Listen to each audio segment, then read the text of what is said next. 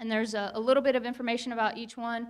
And if you have any questions now, we can certainly try to answer them now. Or if you have any follow-up questions, you do have this presentation as a PDF in your inbox. If you wanted to follow along on your device there in front of you, it might just be a little bit easier if you can't necessarily see it. So we'll go ahead and get started. Okay, so 2021, the street improvement program, obviously at the beginning of October, you guys approved $2 million within that, which there are some streets there located that, we could possibly use that for. We've done several different options with that. The 2021 street improvement program has not come before you guys for approval of those streets, so that's something that's still yet to be determined. We typically do those and make those decisions around the summertime due to weather. Get kind of through the rainy season in March. And anyway, so that goes along with goal number 1, which is build roadway infrastructure that lasts. Sale Street Reconstruction, back in May of 2019, there was a $15 million bond package that was approved by the voters.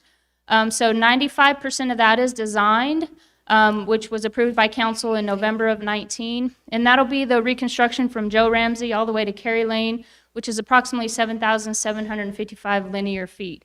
The total cost of that's going to be a little over $10 million, and that's slated to start in the next couple months. So you'll be seeing some stuff come before you in order to Sale Street.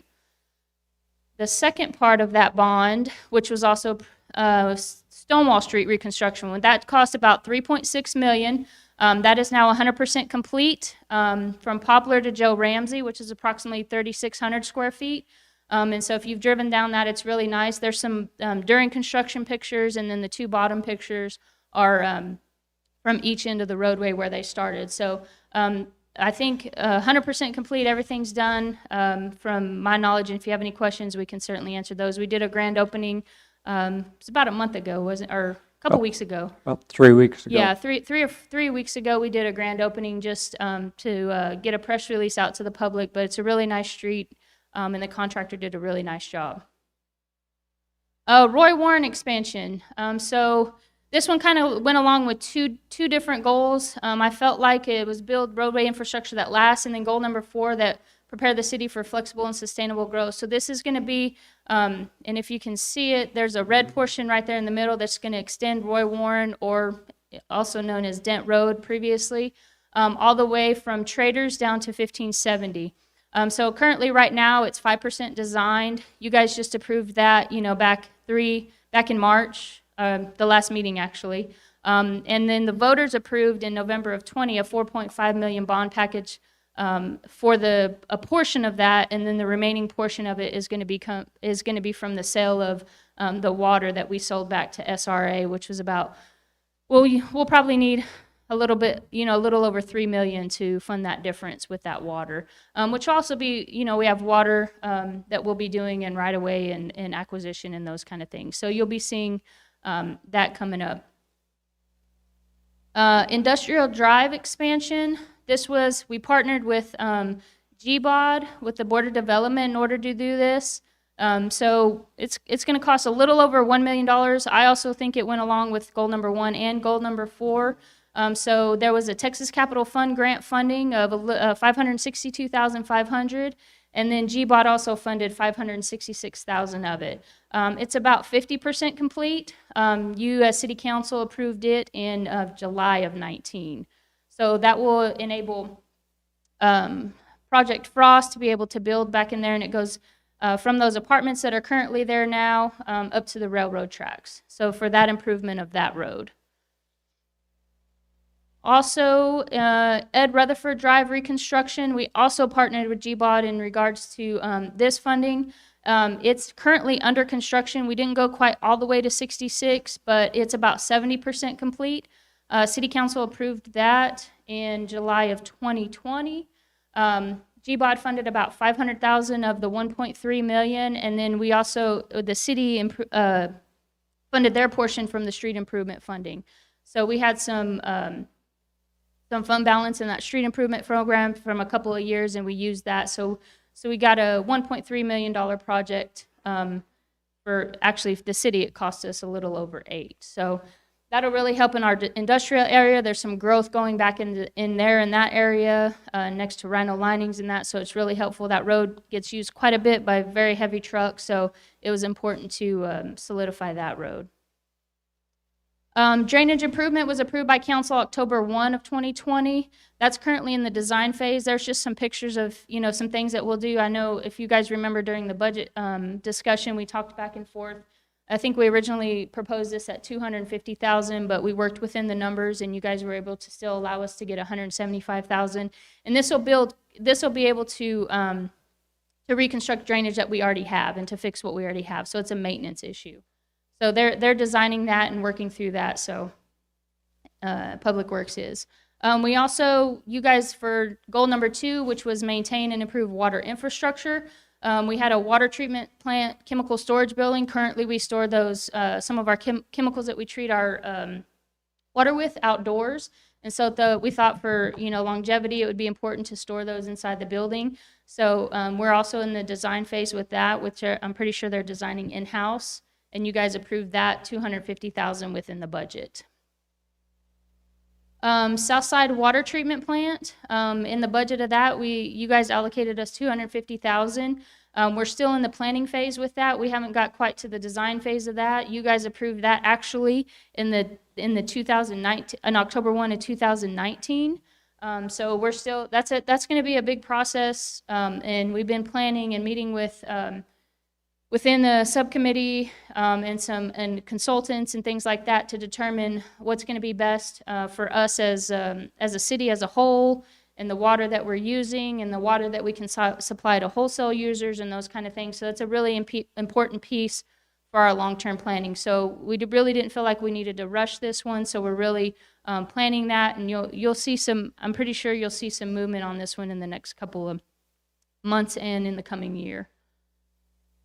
Water treatment plant filter rehabilitation. This one was actually approved by you guys October 1 of 2018. We've had some issues with our consultant, our engineering firm that's been designing this one. It's taking longer than we would have liked it to take. Press is in discussions with them right now. We're at the 90% design phase. And I will tell you, we won't use that engineering firm again. I'll promise you that. But this will allow us to rehab our filters and also make our plant more efficient. It's at a cost of $6.4 million. So just really, and this was a part of that bond that we sold in 2018 for the $20 million for all the water improvements, and we increased water rates in order to pay for that. So this is really just to solidify our plan out there that hasn't been updated since 1994. Correct, yes. Yep, it's already there and has been for a while. It's just been, unfortunately, sitting there too long. Not to our choice. Yeah. Also approved in the budget, just some small things that helped us on the water side.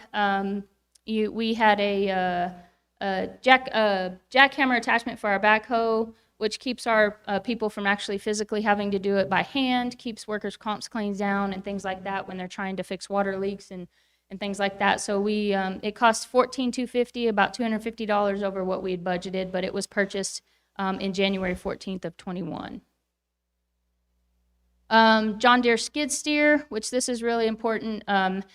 It's just, it was purchased for $48,674, under budget at $49,000. Also on the water side, just helps. It's a lot smaller than a big tractor. It's easier to haul around in some instances. So most of the crews from the street side to the utility side really like these smaller. We can get in smaller spaces. Some of our spaces that they have to get into aren't real large, so it really helps them. So they really like these. Are really good tools for any of our crews.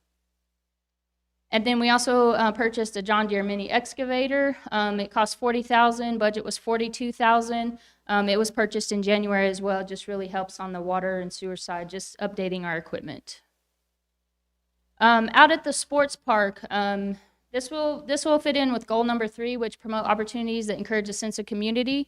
We started the sports park shade structures improvement, I think 3 years ago. So we've gotten, I think, all but 2 fields now. We have 6 total. So I think this is the 4th year. And so the cost was $39,424. Budget was $43,000. That comes out of the tourism fund, the hotel motel tax. And the picture that you're looking at there is Bluefield. So it's really nice when you're out there, not only as a parent sitting, you have some shade. We have quite a few tournaments out there that come there, and it's just really nice. And it really does make the place look a lot nicer. I don't know if you've been out there, but as each one continues to build, they replace those, they replace the trash receptacles and things like that. It just looks really nice. It's just a nice addition that we can do every single year. So we hope to continue that program. And then we did 2 zip lines, one at Grand Park and one at Oak Creek Park. So the cost for those was $57,772. Budget was $68,98. You'll see those are up and operational. I think the kids really enjoy those. I know my kids enjoy them at least. So it's just a really good addition. We can just add, small amenities to our parks without having to break the budget, and it's just a really nice addition that we can do. So Brett and his crew are working on those for the next budget cycle to be able to add things like that. Downtown historical figures. If you'll remember, I think this was in the previous year's budget. COVID obviously delayed this project just a little bit. So talked with Kevin this morning. He's reassessing all the costs and all the locations just to confirm, because it has been a while since we talked about them. But these are going to be those large metal figures that are historical, or people that have made an impact on the history of Greenville, and they'll be placed at certain places all over town. Kevin's working on the scripts and shooting the videos for the QR code information that'll be located on those. And so when you come up and you can snap a picture of that QR code, and it'll give you the background and the history and things like that. So that's still in the works, but Kevin's planning on, if everything goes correctly, to get that done in this fiscal year as well. Let's see, the Municipal Auditorium roof replacement, that is now complete. If you'll see the pictures on the left there, they did a really great job. They did it in about a week, it seemed like. It didn't seem like they were up there in probably 2 weeks maybe. But they did a really great job. We bid it out. It cost $160,000, and you guys budgeted us $160,000. But it's really going to help. I don't know if you guys realize on the Municipal Auditorium we have about 5 different roofs on that building, and so all of them we fixed, I think, most of them now. I think we have one more that we need to replace, but that building, with it being, it leaked quite a bit. We have quite a few spaces to leak, but thankfully, since we replaced this, we've had a couple of rain showers, and within the auditorium, there's no leaks, but now we're working on fixing the drainage and all the gutters and things like that, just because now it's draining properly, and so it goes where it's supposed to, so we're working on that. So those unintended consequences that you have when you fix one thing, you got to fix everything else as well. So but that's complete, and that's been really, if you'll remember, that was also purchased out of the hotel motel funding as well. The comprehensive plan, the budget for that was $125,000. The goal for that is to prepare the city for flexible and sustainable growth. That's the logo for it, Greenville Forward there. The first draft will be going to the Comprehensive Plan Advisory Committee in April. I was notified today. Presentation for the planning and zoning should also happen at their April meeting. And then we're planning from there, if everything goes like it should, to bring before the city council the last meeting in April. So that's the plan right now. That obviously could change if there's some, between the committee and the P&Z, if there's any changes to that. But that's the plan moving forward. I'm pretty sure the website is still live for that if you wanted to see any kind of updates or anything like that. But Latora has been working really hard on going through that draft, and then she'll present what she needs to present with the committee, and then they'll have their updates, and then we'll move from there. So that project is moving closer and closer to being done. So we're excited about that. Impact fees, so which will be roadway, water, and wastewater, costs about $135,000. Prepare the city for flexible and sustainable growth as well. So we're in the adoption process, is scheduled to start in the May and June time frame. And so all our consultant and our staff has been working really hard. So now we're getting to the point where the Capital Improvement Advisory Committee should be appointed by you guys coming up in May. And so once May hits, excuse me, you guys will see recommendations for that committee coming up, and then once we move forward with that, then that's just getting us to the adoption process. So that's moving actually pretty quickly as well. Bethel lift station improvements, $30,670. That's in the design phase as well. You guys approved that in the 10/1/2020 budget. That'll just help our wastewater distribution system, our collection system, I'm sorry, and just give us some improvements there. So nothing really crazy to talk about there. At the wastewater treatment plant, a spare blower and motor cost us $60,000, budget $60,000. Council approved that on 2/29/2021, so that's been ordered. So that's just something that'll further keep our plant. Obviously, that plant was updated in 2013, so this will just keep that plant. It's just kind of a maintenance thing to keep it where it needs to be and keep it in good shape. And it performed really well during the winter storm, so that's our hope that we can keep it in that direction. And then our fleet management replacement program that we have with Enterprise, the cost so far has been $97,443. Obviously, you guys gave us a budget around $210,000.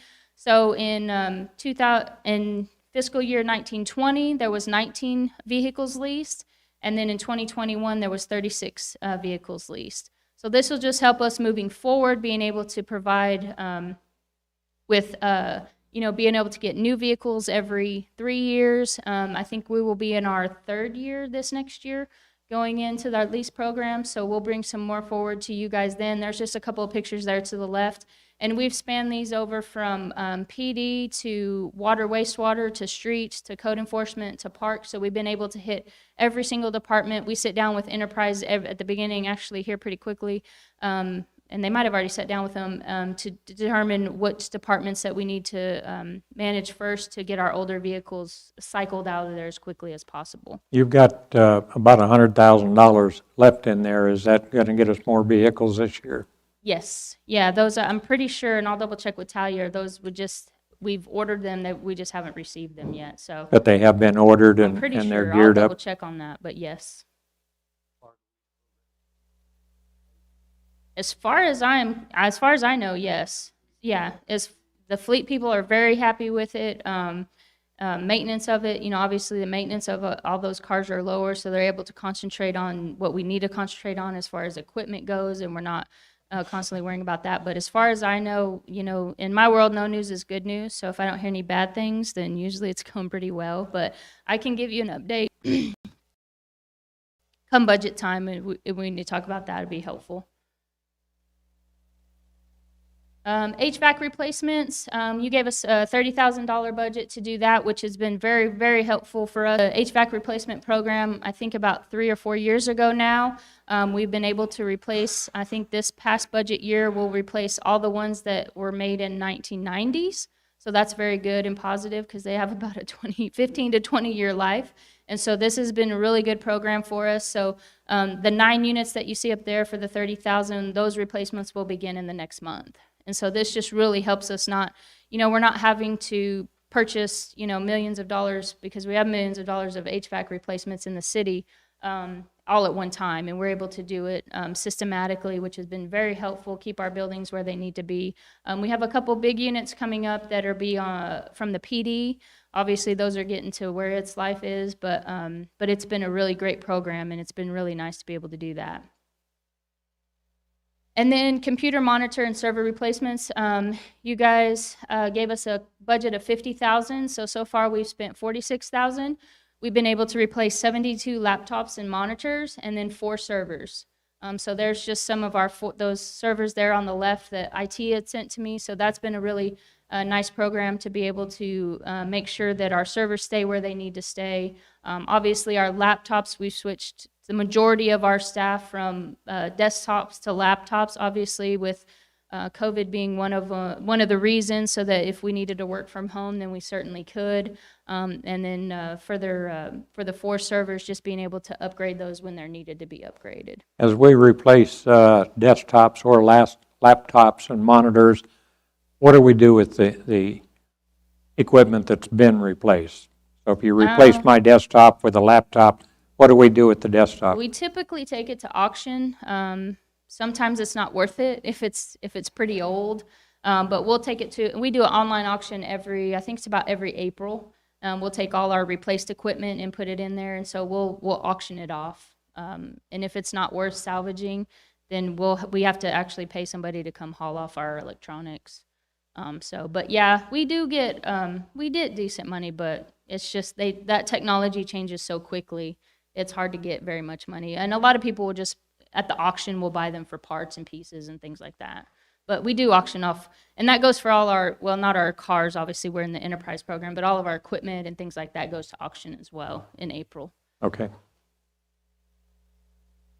The fire truck pay-as-you-go program, you guys budget $250,000 each year, which this supports public service, health, and safety for goal number 5. And if you'll see the truck there on the left, that's a platform truck. And so the current balance in that account that we've been saving over the years is $650,000. And the plan is to replace that platform truck, and that'll be about, because it is a platform truck, about $1.3 to $1.5 million.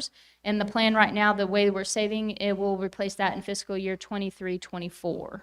So we're still, that's a great program that we've been able to keep our fire trucks up. We're not having to spend, and replace all the fire trucks all at the same time. So we've been able to systematically replace those. So that's been a really great program that we hope to keep.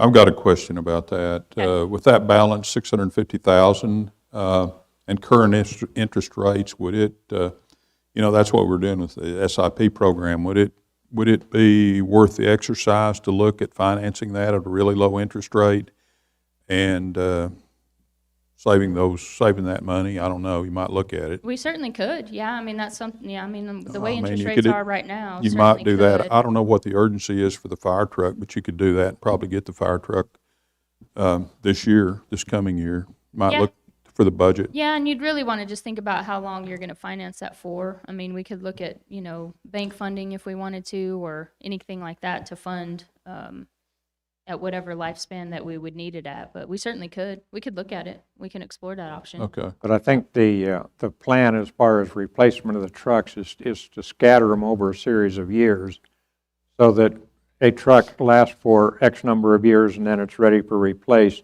but we don't try and replace them all. And part of the thing I would be concerned with is if we got the additional money and bought another truck, now you may have 2 trucks basically the same age when it should be spread out. So it's something that would have to be assessed when it comes up to that time. Okay.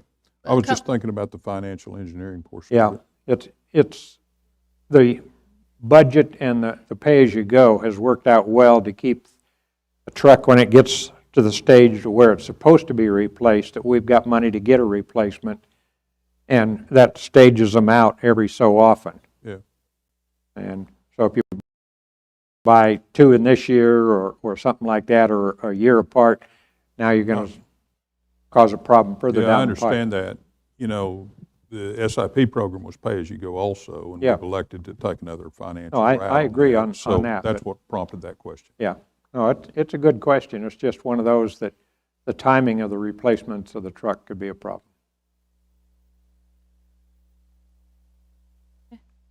And we can certainly bring those options come budget time if that's something that council decides they want to do. We can certainly bring those options. You could do short-term financing if you wanted, if it wasn't very long. And obviously, if we do $250 a year, you could pay that off pretty. Have to long-term fund it if you technically wanted to. Yeah. But like Mayor said, that program's worked really well. Our equipment at the fire department is in great shape, and we're in good position. So it's not like we do need to get a loan or do a bond for, millions of Short term. dollars to replace that, because we've been able to do that systematically so far. So sure, certainly, we could replace a couple at a time, but I think we're in pretty good shape. We're not, I think, I look at it differently than the streets, because, streets were so far behind. We're in the fire department, we're not that far behind Okay. as far as equipment goes.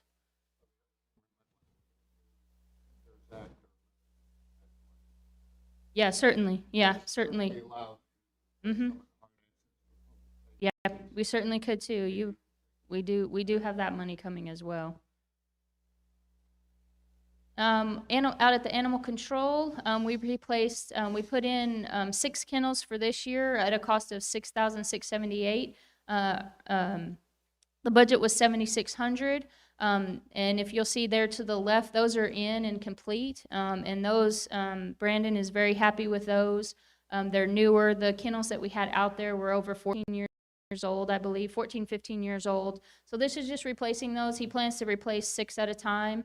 And that'll get, and obviously he has to replace 6 because they're back to back, so he can't just do, 3. He'd have to do 6 total, or I mean, he could obviously do 4, but in tranches of 2, be able to replace those. So, but that's a really good program. We like to continue that and move forward with that. So that's been really nice to be able to update that out there.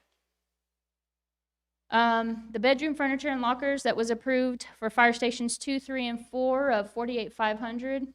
That was approved in October of 2020. Found out from Jeremy that the lumber prices have almost doubled since October of 2020.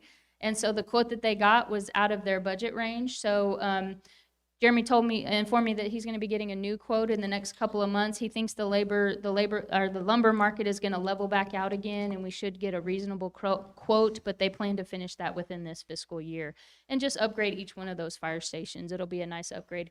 If you'll remember, the year before, we replaced the flooring and the paint, and so this is just the next phase of that they'll continue to do.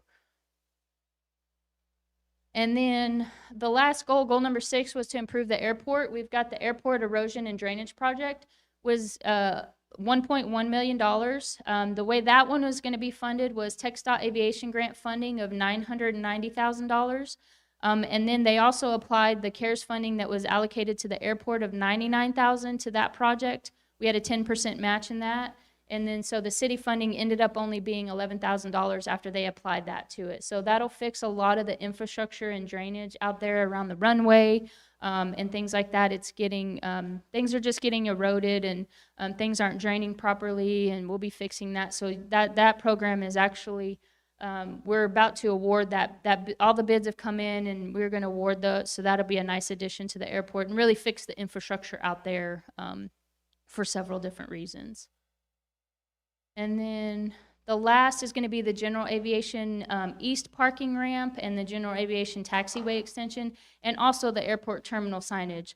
So you guys approved these in the last budget on October of 20. The ramp is going to cost about $1.4 million. The taxiway extension, $812,000. And then the signage, if you'll see the picture on the bottom there, we've got a few letters missing just because it's been weathered and things like that. So that $6,114 will be able to fix the lettering on the terminal signage there. So, and then the red portion up there is where the ramp and the extension will be, and that'll be for additional parking, additional revenues, and things like that to improve the airport. And then I'll be happy to answer any questions or comments that you guys have. Or if you have follow-up questions, just send me an email and I can get with staff to answer anything that you guys might have. Jerry? Well, I think this is an outstanding presentation, and I particularly like the way you've linked each of these expenditures to our goals, which means our policy setting and policy goals really do work. And I think that's a really good way to show that. It's just really, really good presentation. Thank you. Anybody else? Al? Yeah. This is a very informative understanding. One other question that I had in update to that, how is our grant? They giving us good applying for more grants and everything? Yeah, definitely. I'm sending you guys that monthly update, but obviously we just approved the application for the radio grant funding of $10 million last time, so that's good. They're still working with the funding of the Long Branch channel, so they've actually taken over the cost of that one, so that's put us up on the list. And then we're still exploring every possible scenario that we certainly can. We're looking at grant funding and Water Development Board funding for the amount of water and sewer projects that we have on our books. So from what I can tell, he's working very hard for what we paid him to do, and not always, obviously the federal government takes a while on a few things. But I think the most important thing that he's been able to do, in my opinion, is raise our name to the top of the list. We're not stuck down here anymore. He's had those contacts that he's had, and he's really put our name in a lot of people's lists that we weren't previously a part of. And so those discussions are happening. He keeps in contact with press on a weekly basis. Obviously, I get a monthly update from him that tells us kind of what's happening in Washington. I think things have calmed down a little bit, I would assume. since the election, and all that kind of went through, still going through all the CARES funding and the American Rescue Plan Act funding, which we'll get funds from that as well. And so I think it's, from my opinion, it's working really great. And if you need any further, more specifics, I can certainly get that from him if we need to. But I think, the grants that we can go after, he's been going after and he's been finding for us. So Awareness of what's available. I think so. Yeah, I certainly do think so. We are. So he brings things to our attention that we might not have seen if we didn't have him keeping an eye out for the city of Greenville there, up there in Washington. So I certainly think he is doing his job. Are there any other projects that the council's got any questions on that maybe she didn't cover, and is one that you were thinking about and wondering? Okay. Okay, certainly. Yeah, certainly. Can do that. Thank you very much. That was very good. And the other item we had on the work session was the review of the comprehensive annual financial report. And as some are identified, that's been pulled, and that'll be done the second meeting in April. So at this point, we will go out of work session at 5:06, and we will go into executive session with the target of trying to get back for a regular session at 6. Thank you very much. The recipe for great food is simple. Make it fresh. Wings to go in Greenville, where every order is a custom order made with fresh ingredients. Wings to go, 7818 Wesley Street in Greenville. Simply great wings. Need a part for the right price? Look for that red and blue sign. Henley Auto Supply at 1510 Stonewall. Over 800,000 CarQuest parts to choose from. Domestic, European, and Asian parts. Henley Auto Supply at 903-455-1969. 455-1969. Henley Auto Supply has the right part to keep your vehicle running. And backed by the best hometown service. Henley Auto Supply. Great people, great products, great prices. Henley Auto Supply and CarQuest.